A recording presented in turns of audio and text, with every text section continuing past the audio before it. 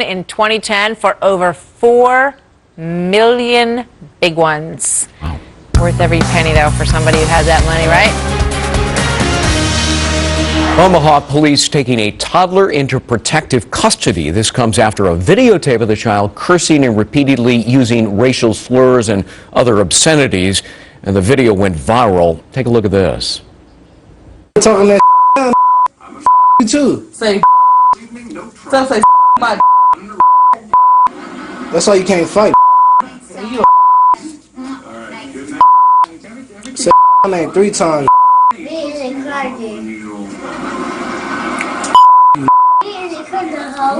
You a hoe. Well, if you hear it without the bleeps, it's really sad. Dan Schorr is a former prosecutor and the associate managing editor at Kroll. Richard Roth is a defense attorney. Richard, did police do the right thing in taking the child into custody? Absolutely. You have to balance a lot of things here, and the bottom line is that this is a maybe 1.5-year-old toddler. They posted, the family, the parents posted this on the internet.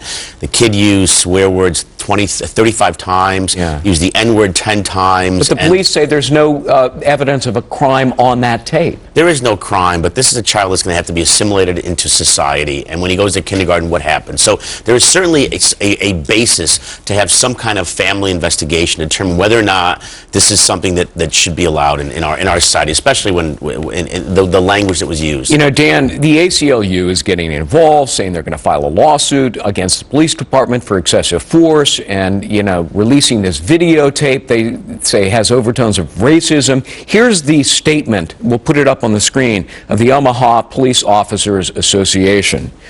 We here at OmahaPOA.com viewed the video, and we knew that despite the fact that it is sickening, heartbreaking footage, we have an obligation to share it to continue to educate the public, law-abiding public, about the terrible cycle of violence and thuggery that some innocent children find themselves helplessly trapped in.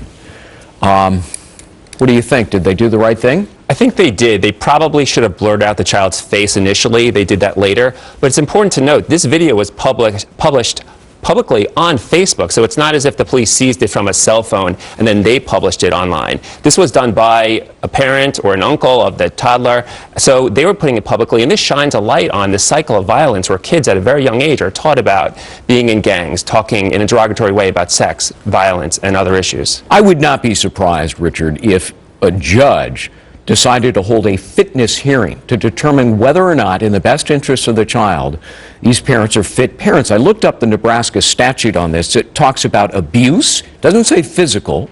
This could constitute verbal abuse toward a child, neglect, or failure to give proper care. What do you think?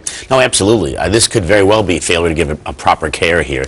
This child is learning obscenities, learning words which one would not want a teenager to even use at at such a young age that the child can't know the implication of it. It's deplorable. And another case in Nebraska talks about a parent's conduct that seriously is detrimental to a child, and in that particular case, parental rights were terminated. A child was taken away. Could that fit here as well, Dan? Possibly. We don't know all the facts. The police say the video itself doesn't show a crime. However, they investigated the surroundings of this child and other children and found there to be safety concerns, and they removed the kid. So obviously, not surprisingly, there's other factors in that home that seem to provide a dangerous environment for this kid. It's really sickening to watch.